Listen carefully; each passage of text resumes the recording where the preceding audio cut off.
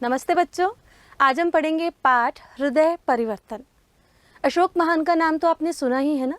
ये एकांकी उन्हीं के जीवन के हिंसा में अहिंसा, क्रूरता से दया की ओर जाने के एक ऐतिहासिक प्रसंग का उल्लेख करती है।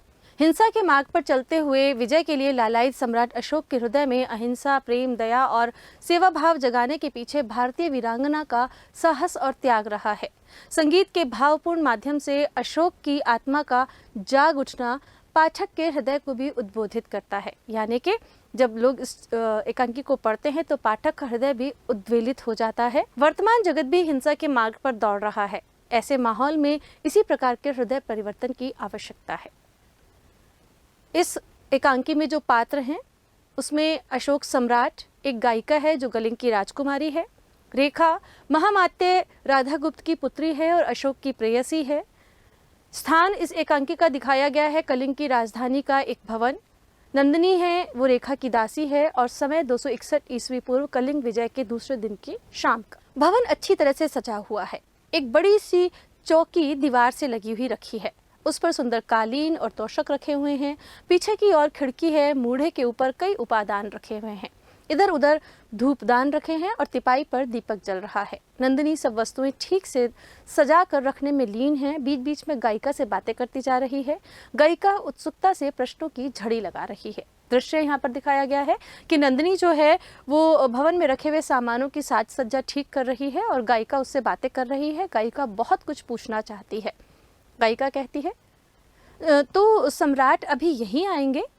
हाँ, मैं उनसे मिल सकती हूँ। गायिकाओं के लिए स्थान नियत है। बराबर वाले कक्ष में तुम्हें वहीं बैठकर गाना होगा और सम्राट यहाँ बैठकर सुनेंगे। बड़ी अनहोनी सी बात है। संगीत में केवल स्वर ही तो नहीं होता। यहाँ पर गायिका ये जानना चाह रही है कि क्या वह सम्राट के सामने बैठकर गीत गाएगी या पर्दे के पीछे छुपकर। तो नंदिनी उसे समझा रही है कि नहीं, सम्राट वहाँ बैठेंगे और तुम्हें पर्दे के पीछे उस तरफ जाकर के गाना होगा। तो नंदिनी को गायिका कह रही है कि संगीत में केवल स्वर नहीं होता बल्कि हाव भाव भी होते हैं। जिन हाव भाव से गीत प्रस्तुत किया जाता है उसी से गीत और संगीत का आनंद दुगना होता है। पर यहाँ पर वो ये कह के चुप हो जाती है। गायिका का बाईं ओर प्रस्थान हो जाता है, मतलब गायिका बाईं ओर चली जाती है। नंदिनी एक तरफ खड़ी हो जाती है। सम्राट और रेखा नंदिनी की ओर आते हैं दाहिनी ओर से और नंदिनी उन्हें झुककर प्रणाम करती है और प्रस्थान कर जाती है, यानी कि चली जाती है। सम्राट कहते हैं, और रेखा जानती हो उसके अंतिम शब्द क्या थे? उसके अंतिम शब्द थे, चंडाशोक, एक दिन तुम अपने ही शत्रुओं के दास बनोगे। रेखा बोली, इतनी हिम्मत? और फिर उपेंद्र के शब्दों का अब अर्थ ही क्या है सम्राट? आपका शत्रु है ही कौन जिसके आप दास हो सके? यहाँ पर राजा अशोक जो हैं वो रेखा से बातचीत कर रहे हैं। पिछले दिन उन्होंने कलिंग पर विजय प्राप्त की है। कलिंग के राजा उपेंद्र के ये अंतिम शब्द थे जो अशोक रेखा को बता रहे हैं और रेखा उन्हें उनका समर्थन कर रही है, उन्हें ढाढ़स बधा रही है कि अब तो आपका कोई शत्रु बचा ही नहीं जिससे आपको डरना है, इसलिए उपेंद्र के शब्दों का कोई अर्थ नहीं है महाराज। अशोक कहता है, ठीक कहा रेखा तुमने, मेरा अब शत्रु है ही कौन? गांधार से लेकर केरल तक और कामाख्या से लेकर सौराष्ट्र तक सारा भारतवर्ष आज चंडाशोक से कांपता है। आंख की किरकिरी की तरह खटकने वाला कलिंग भी अब मेरी हथेली में है।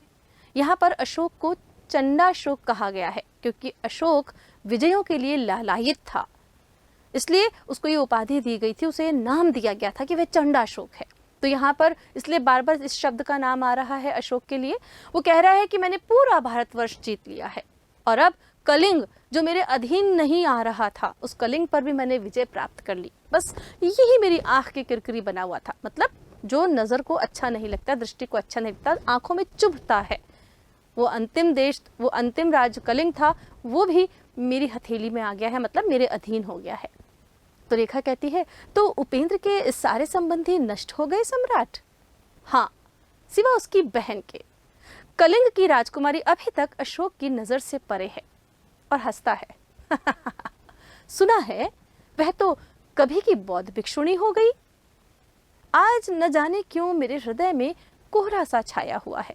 रह रहकर उपेंद्र के अंतिम शब्द कानों में गूंज उठते हैं। रह रहकर सहस्त्रों कैदियों का चित्र मेरी आंखों के सामने खिंच जाता है। रह रह कर वीत शोक के निर्वासन का दृश्य याद आ जाता है रेखा। मैं अपने आप को भूलने आया हूँ, कोई गायिका नहीं है।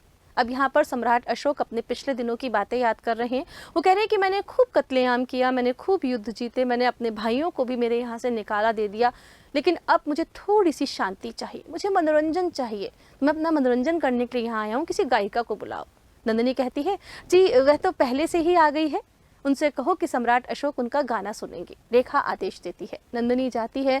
बाएं नेपथ्य से अत्यंत सुरीले स्वर में गाना शुरू होता है। मतलब पर्दे के पीछे जो गायिका बैठी है वो गाना शुरू करती है। अमल तरल मधुर चपल प्यार का सुरागरी, पुलक प्रेम पलक चपल गति में कल गात गात, नवल सरित युवती चली सजल शिल्प पात पात, पिघल पिघल हिमगिरी और बहता बनबागिरी, अमल तरल मधुर चपल प्यार का सुरागरी। ये गीत के बोल हैं।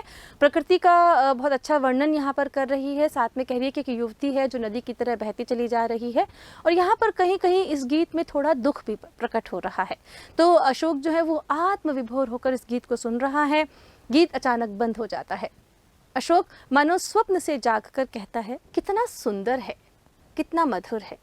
एक बात सोचता हूँ मैं, इस गायिका के आनंदित स्वर के पीछे सच ही एक ऐसा हृदय है जो हर्ष से फूला ना समाता हो।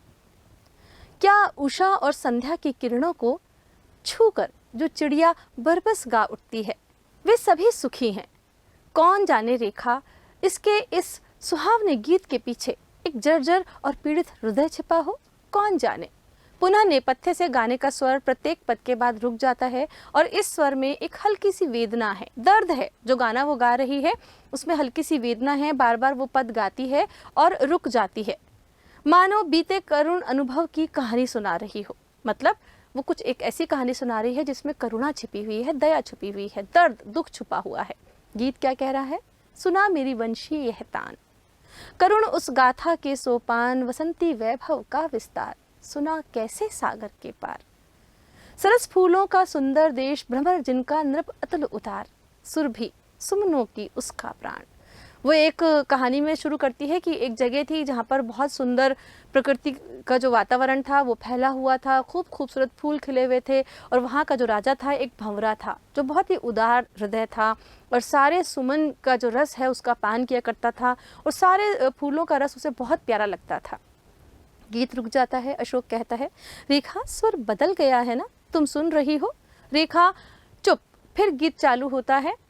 भ्रमर का सुनकर मधुर निनाद, गंध का पा मधुमय संदेश, पवन की चंचल लहरी एक पार कर अनजाने से देश, खोजती पहुंची उस उद्यान, सुना मेरी वंशी वहतान। फिर कह रही है कि भ्रमर का जो सुंदर निनाद था, जो उसका सुंदर स्वरूप था, जो उसका सुंदर व्यवहार था, उसे सुन करके एक पवन के रूप में लहरी जो है उसके आंगन में पहुंची, उस उद्यान में पहुंची जहाँ पर वो था, और उसे खोज रही थी। उस मधुर भंवरे को, उस प्यारे से भंवरे को वो पवन की जो लहरी थी वो खोज रही थी। गीत फिर रुकता है। अशोक कहता है कि यह तो कहानी सी जान पड़ती है, शायद वो कोई कहानी सुना रही है गीत के माध्यम से। रेखा कहती है, मुझे पता है ये गायिका चतुर है। और सुने, फिर गीत आरंभ हो जाता है। भ्रमर का देखा उसने रूप, भ्रमर का देखा सुंदर वेश, कहा प्रिय चलो हमारे साथ, और जीतो तुम देश विदेश, करो नव सुमनों का रसपान, सुना मेरी वंशी वहतान। फिर वो स्वर लहरी जो थी, जो पवन थी, वो भ्रमर को आमंत्रित करती है अलग अलग देशों की ओर जाने के लिए, और वो कहती है कि तुम चलो वहाँ पर जितने भी खुशबूदार फूल हैं उनके रस का पान करो। उसके बाद क्या होता है? हाथ पर ठोड़ी रखकर बैठता है और सुनने की कोशिश करता है, लेकिन सम्राट ये गीत तो बड़ा अटपटा सा जान पड़ता है, रेखा कहती है।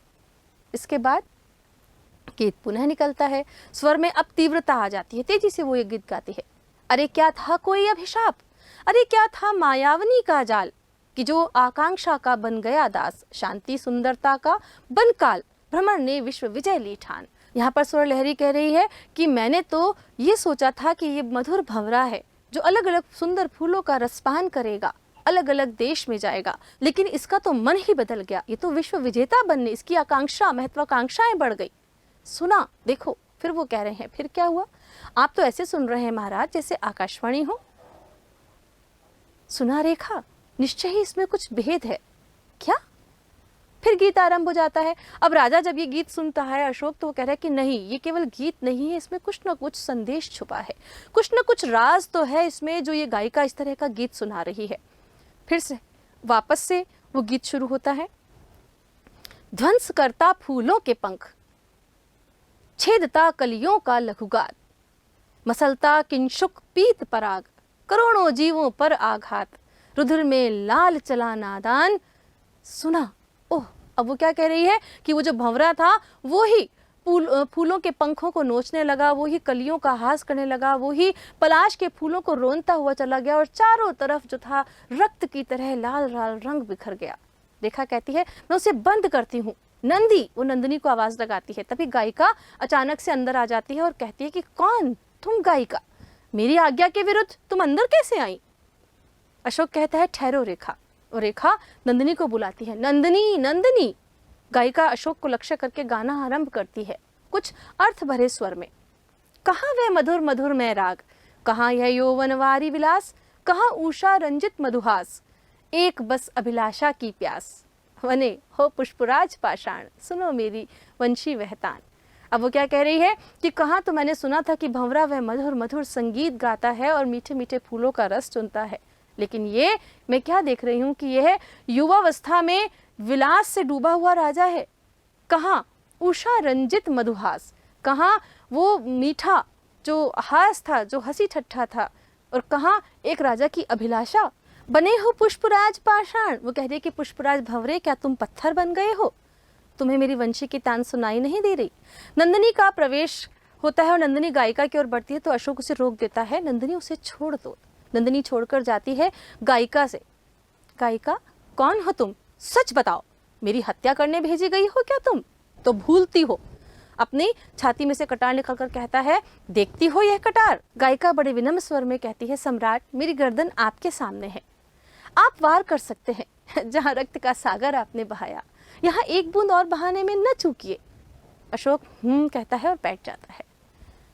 तो क्या तुम्हारे गीत का निर्दय फूलों का राजा भ्रमर मैं ही हूँ? वो गाना गा रही थी ना कि एक भंवरा है जो फूलों का रस चूसने के लिए आमंत्रित किया गया था, पर उसने ही फूलों के पंखों को तोड़ दिया, नाश कर दिया उसका। तो कह रहे कि क्या वो राजा मैं ही हूँ तुम्हारा? वो कहती है मेरा गीत तो कहानी है सम्राट, आपका जीवन कठोर सत्य है। वो कह रही कि हाँ, जो बात तुम कह रहे हो वो बिल्कुल कठोर सत्य है कि तुम ही मेरी कहानी के वो पुष्पराज हत्यारे हो। अशोक कहता है कठोर सत्य? गायिका तुम जानती हो किससे बात कर रही हो? जानती क्यों नहीं, मैं बात कर रही हूँ पाटलिपुत्र के राजा से, जो कल ही 1 लाख निर्दोष मनुष्यों का रक्त बहाकर भारतवर्ष का सम्राट हुआ है। रेखा कहती है क्या? कुमारी, युद्ध क्षेत्र में आज भी सैकड़ों मनुष्य तड़फड़ा रहे हैं, अब भी अधमरे घायलों की कराहों से आसमान गूंज रहा है। सुना आपने सम्राट? पागल हो क्या गायिका? अब यहाँ पर रेखा को गुस्सा आ जाता है जब वे सारी चर्चा सम्राट के सामने करती है कि तुमने 1 लाख सैनिकों की हत्या की है, तुम हत्यारे हो, तुमने भारतवर्ष तो जीत लिया पर इतने सारे सैनिकों का कत्ल भी हुआ है। गायिका कहती है मेरे साथ चलिए, आपको दिखाऊंगी मृत्यु का तांडव नृत्य। आपका हृदय है, उसमें रक्त है, वैसा ही रक्त और वैसे ही सहस्त्र हृदय धूल में सने पड़े हैं। सच बताइए सम्राट, क्या यही आपकी विजय है? मेरी विजय? सम्राट, कलिंग की राजधानी उजड़ी पड़ी है, कलिंग का हरा भरा देश वीरान पड़ा है। सच बताइए, क्या यह आपकी विजय है? फिर अशोक कहता है मेरी विजय? और सुनिए सम्राट, 1 लाख से ऊपर युवकों की लाशें मैदान में पड़ी हुई हैं, सहस्त्रों आपके बंदी गृह में सड़ रहे हैं, और जो बचे हैं उनकी आत्माएं झुलस चुकी हैं, मर चुकी हैं।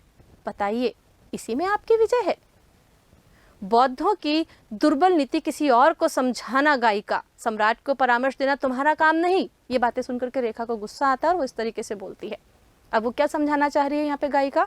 कि आपने केवल देश जीता है, लोगों का दिल नहीं जीता, आत्मा नहीं जीती। अशोक कहता है कहे जाओ गायिका। अशोक की आंखें खुल रही हैं। रेखा कहती है कि क्या कह रहे हैं सम्राट इस तुच्छ भिखारिन की बातों में पड़कर? सम्राट, आपकी जीत ही में आपकी सबसे भारी हार है। आपने कलिंग की धरती का आपने कलिंग की धरती को जीता है, उसकी आत्मा को नहीं। आत्मा को जीतना तो ऋषियों का काम है, जिनके पास भुजबल है वह मर सकते हैं और मार भी। जब उसने कहा कि आपने आत्मा को नहीं जीता, दिलों को नहीं जीता, तो बोली कि तो ऋषियों का काम है। रेखा बोलती है जिनके पास भुजबल यानी भुजाओं में जिसके दम होता है वो या तो मरते हैं या मारते हैं। तो गायिका कहती है भुजबल, सम्राट ने किस भुजबल का प्रयोग किया था? उन हजारों सैनिकों का ही तो जिन्हें आप पाटलिपुत्र से लाए थे। उनसे पूछिए क्या इस हत्या को वो जी से चाहते थे? अब वो कह रही है कि कौन से भुजबल की बात कर रही हैं आप? सम्राट ने खुद ने तो अपना भुजबल यूज ही नहीं किया, प्रयोग ही नहीं किया। सम्राट ने तो युद्ध में उन सैनिकों को लगा दिया जो पाटलिपुत्र से अपने साथ लेकर के आए थे। तो भुजबल तो उनका हुआ। क्या वास्तव में आपने उनसे पूछा कि वो इस तरह का कत्लेआम चाहते हैं, इस तरह की हत्याएं चाहते हैं? रेखा कहती है चाहना और सोचना सैनिकों का कर्तव्य नहीं है, उनका कर्तव्य तो है मरना और मारना। गायिका कहती है एक बात रह गई कुमारी, भूल जाना कि शत्रु के भी एक नन्हा सा गांव है, स्वप्न सी सुंदर स्त्री, गुलाब सा कोमल बच्चा है। लेकिन सम्राट, आपके सैनिकों का भी तो हृदय में प्यार है। धनुष खींचते समय क्या वह प्यार उमड़ेगा नहीं? अपने शत्रु पर हाथ चलाते समय क्या उसका हृदय दुखेगा नहीं? कितना भयानक विचार है ये। वो कह रही कि आपने अपने उन सैनिकों को तो लगा दिया, उनका कर्तव्य था सिर्फ सुनना और आपकी आज्ञा का पालन करना, पर क्या कभी आपने सोचा कि उनके हृदय में भी अपने परिवार के लिए प्यार रहा होगा? जब वो धनुष खींचकर दूसरे सैनिक को मारना चाह रहे होंगे तो क्या उनका हृदय नहीं तड़प रहा होगा, ये सोचते हुए कि कहीं दूसरे शत्रु का जो तीर है, जो धनुष है, वो उनके सीने को भेदता हुआ ना निकल जाएगा? कितना भयानक विचार है तुम्हारा ये। अत्यंत करुण स्वर में अशोक कहते हैं मेरा दिल तो नहीं दुखता गायिका, मतलब कि मेरा दिल बहुत दुखी हो रहा है। आपको क्या हो गया है? यह दुर्बलता एक सम्राट को शोभा नहीं देती। रेखा ने उसे समझाना चाहा। कुमारी, क्या सम्राट मनुष्य नहीं होते? मनुष्यता के मायने कायरता नहीं है। अशोक साहसी है, वीर है। रेखा, मैं साहसी हूं, इसलिए मेरा दिल दूसरों के लिए न दुखेगा? अशोक प्रश्न करते हैं। सम्राट, दुखेगा क्यों नहीं सम्राट? गायिका कहती है आपका दिल भी दुखेगा। हिमालय के पाषाण हृदय में से शीतल नदियां बह निकलती हैं। वो कह रहे हैं कि हिमालय कितना ऊंचा पहाड़ है, बड़ी बड़ी चट्टानें हैं, लेकिन उसके हृदय में से भी सरल नदियां बहती हैं ना। तो आप तो मनुष्य हैं, आपका हृदय पत्थर कैसा हो सकता है? आपको भी दुख लगता होगा। प्रत्येक शब्द पर जोर रेखा कहती है गायिका, मैं जानना चाहती हूँ कि तुम किस अधिकार से आर्यावर्त के सम्राट को उपदेश देने आई हो? अपने एक एक शब्द पर जोर देते हुए गायिका कहती है मनुष्य दूसरों को मारने के लिए पैदा नहीं हुआ, दूसरों के लिए जीने के लिए पैदा हुआ है। अशोक कहता है थोड़ी देर चुप रहने के बाद, सुनती हो रेखा, मैं तो अब तक अपने लिए ही जीता रहा, बिल्कुल अपने लिए। रेखा कहती है जो अपने लिए जी सकते हैं वही दूसरों का पालन करते हैं। यहाँ पर गायिका को फिर गुस्सा आता है और गायिका पूछती है तुम भूल रही हो कुमारी, जो अपने लिए जीते हैं वो दूसरों का पालन नहीं कर सकते, केवल दूसरों की दया के पात्र हो सकते हैं। क्या? हाँ सम्राट, आप दया के पात्र हैं, एक भिखारिन से भी ज्यादा। जानते हैं क्यों? क्योंकि आपको कोई प्यार नहीं करता, आप अकेले हैं। अब यहाँ पर गायिका कह रही है कि आपने इतना बड़ा भारतवर्ष तो जीत लिया, पर वास्तव में आप दया के पात्र हैं, आपको कोई प्यार नहीं करता, आप इस पूरे संसार में अकेले हैं। रेखा कहती है बस गायिका, मूर्खता की भी कोई सीमा होती है और सहनशीलता की भी। अशोक अपने आप में दोहराता हुआ कहता है मुझे कोई प्यार नहीं करता, मैं अकेला हूं। क्या ये बात सत्य है गायिका? बिल्कुल सच। आपको कौन प्यार करता है? आप तो आकांक्षा के पुजारी हैं, पतझड़ के पेड़ की तरह अकेले, पत्ते भी जिसका साथ नहीं देते। वो कह रही है बिल्कुल, आप बिल्कुल अकेले हैं, नितांत अकेले, क्योंकि आपकी तो महत्वाकांक्षाएं आपके साथ हैं, आपकी आकांक्षाएं खूब ऊंची भली हैं, इसलिए आप एक पतझड़ के पेड़ की तरह हैं जिसे एक समय में उसके पत्ते भी छोड़कर चले जाते हैं, नितांत अकेला। कैसी विचित्र बात है, भारतवर्ष के सम्राट अकेले, उन्हें कोई प्यार नहीं करता? रेखा जवाब देती है लेकिन उनकी करोड़ों प्रजा क्या मर गई है? प्रजा उन्हें प्यार नहीं करती, उनसे डरती है। प्रजा मुझसे डरती है? अशोक धीरे धीरे बोलता है। और उसके विश्वस्त मंत्री और सेनापति? रेखा पूछती है। जो केवल आज्ञा मानना और सलाह देना जानते हैं, वे अशोक को क्या प्यार करेंगे? रेखा करुण स्वर में अशोक कहते हैं सुन रहे हैं सम्राट इस पागल औरत का प्रलाप? रेखा उठते हुए कहती है, अशोक उठते हुए कहते हैं रेखा, रेखा, ओह भिक्षुणी, तुमने यह क्या किया? इससे तो अच्छा यही था कि तुम अपने झूठे स्वप्न में ही मुझे रहने देती। आपका स्वप्न आपको फिर मिल सकता है, परंतु देवी मेरी दुनिया उजड़ चुकी है। वो कह रहे हैं कि मुझे तो अपने सपने के साथ जिंदा रहने देती कि मैं भारतवर्ष का राजा हूँ, तुमने मुझे सारी बातें क्यों बताई। वो बोल रही कि स्वप्न तो आपको फिर मिल चुका है, लेकिन आपकी पूरी दुनिया जो है वो उजड़ चुकी है। यह तो संकीर्ण स्वार्थपूर्ण दुनिया थी, लेकिन एक और भी तो दुनिया है ना सम्राट, उन जगमगाते हुए तारों की, हंसती हुई नदियों की दुनिया की। वह पृथ्वी कितनी सुंदर है, कितनी सुहावनी सम्राट। लेकिन आज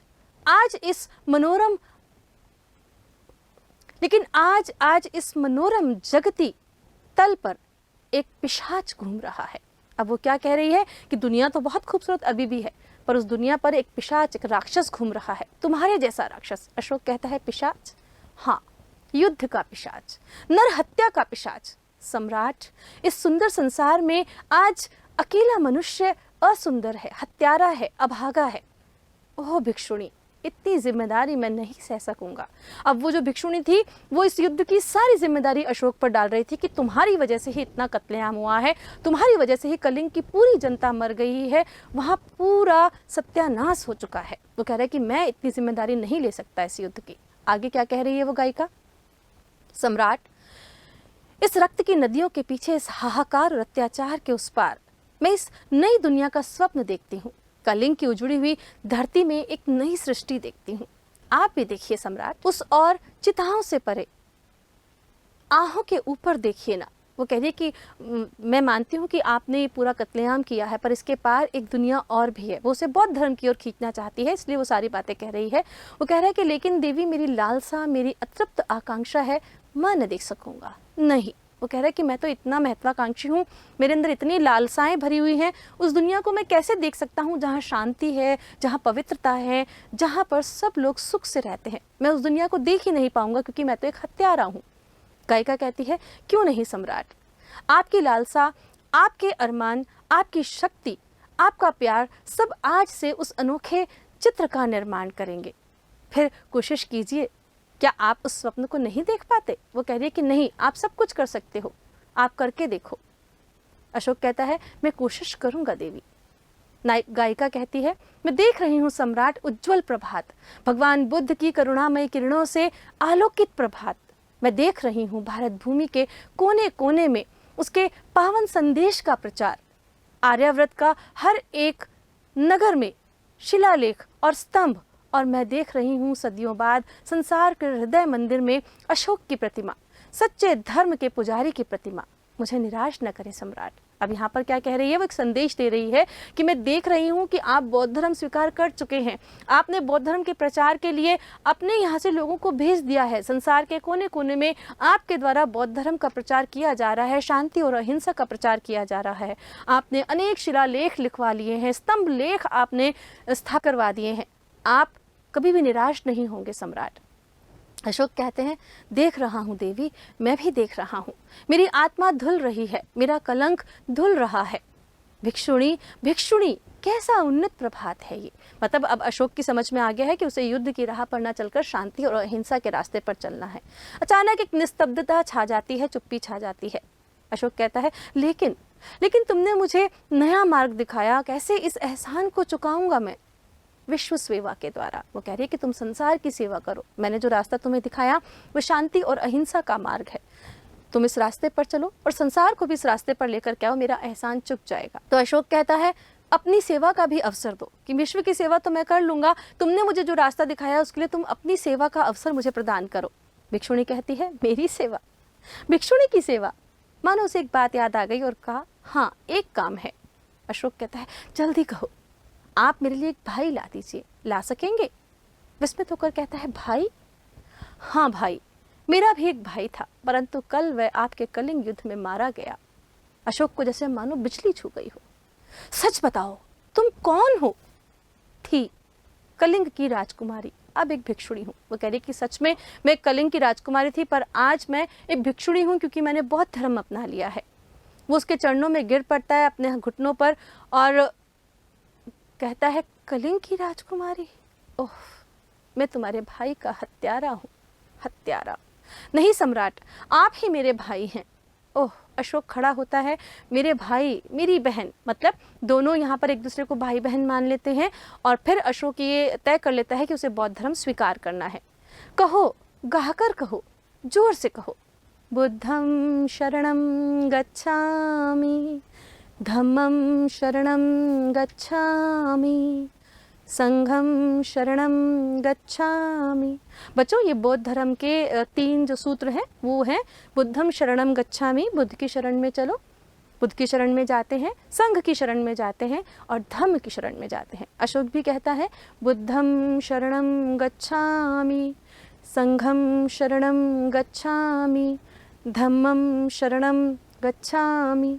मतलब अशोक कहता है कि मैं भी धर्म की, संघ की और बुद्ध की शरण में चला जाता हूँ। यहाँ पर पर्दा गिरता है और एकांकी खत्म होती है।